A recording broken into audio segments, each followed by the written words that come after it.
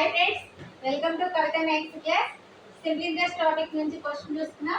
ఒక మొత్తం మీద 4 సంవత్సరాలకు సింప్లీ ఇంట్రెస్ట్ వచ్చేసి ఆ మొత్తానికి 2/3 భాగం అయితే వడ్డీ రేటు ఎంత అనేసి అడుగుతున్నారు. ఈ ప్రాబ్లం జస్ట్ 2 మినిట్స్ లో సాల్వ్ చేసి చూద్దాం.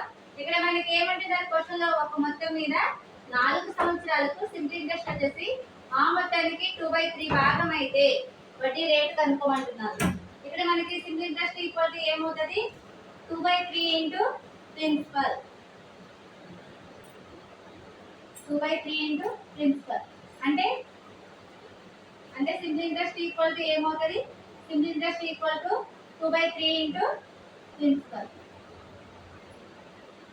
టైం వచ్చేసి ఎంత ఇచ్చారు, 4 సంవత్సరాలు. టైం వచ్చేసి 4 సంవత్సరాలు. ఇక్కడ ఏం కనుక్కోమంటున్నారు, వడ్డీ రేటు. వడ్డీ రేటు ఎంత అనేసి అడుగుతున్నారు.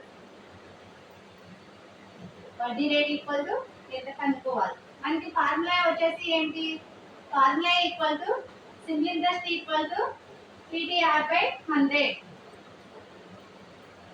ఇక్కడ మనకి సింపుల్ ఇంట్రెస్ట్ వచ్చేసి 2/3 into principal equal to principal into time వచ్చేసి 4 years into R/100.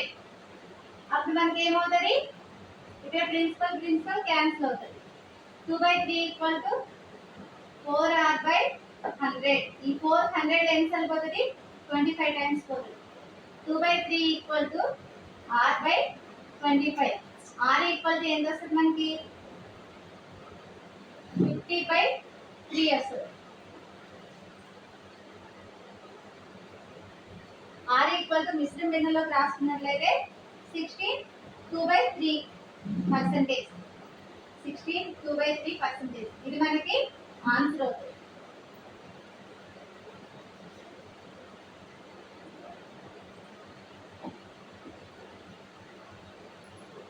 Okay friends, ఇదే విధంగా ఎవ్రీడే మా ఛానల్లో ఫ్రీగా మ్యాథ్స్ క్లాస్ అయితే ప్రొవైడ్ చేయడం జరుగుతుంది. ఇంకెవరైతే ఛానల్ సబ్స్క్రైబ్ చేయని వాళ్ళు ఉంటారో తప్పకుండా ఛానల్ సబ్స్క్రైబ్ చేయండి. వీడియో నచ్చినట్లయితే లైక్ చేయండి, షేర్ చేయండి, సబ్స్క్రైబ్ చేయండి. Thank you friends.